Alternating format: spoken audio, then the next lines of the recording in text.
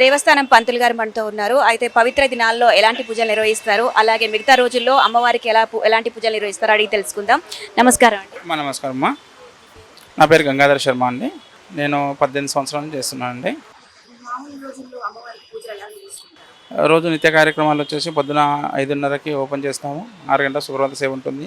7 గంటలకు ప్రాతకాల పూజ ఉంటుంది. 9 గంటలకు నివేదన ఉంటుంది. 11 గంటలకు మహా నివేదన ఉంటుంది. 11:30కి ఆలయం ద్వారబంధనం ఉంటుంది.